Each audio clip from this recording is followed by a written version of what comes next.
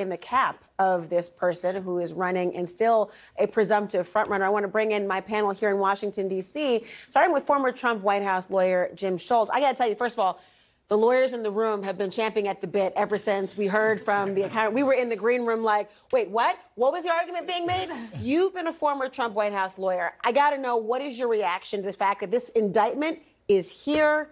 It's in full black and white. So I look at this, I'm sorry, it's very thorough, it's very smart, and it's very careful, right? And I'll start with careful. It's careful in that, they took the First Amendment issues and addressed it and got it off the table, right? They addressed the issue of he has this right to free speech. He can say a lot of things. What he can't do is conspire to overturn the outcome of a valid election.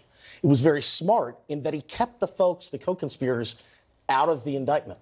I think that's very smart because what it does, it signals that Donald Trump was in charge of this and everybody else was being used as his tool to accomplish his goal. I think that's the message they were trying to send when they left out those co-conspirators. But is it smart, though, from the actual defense counsel now? Obviously, we don't know if that's going to be the lawyer. We've already seen how this goes, right? The idea of we'll have people on who are Trump's lawyers, and the next day they're like, oh, actually, we're no longer there any longer. But on the front of the First Amendment and the political speech, it seems to be, from the lawyer's perspective, that, look, every kind of speech is protected, and this is an example of a weaponization based on political speech. You buy that?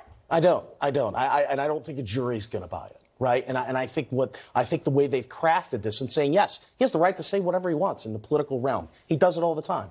But what they're saying here is you can't conspire with others to lie to people and lie to folks to get them to overturn the outcome of an election, lie to the electors, lie to, essentially lie about everything associated with that election in order to commit fraud. I mean,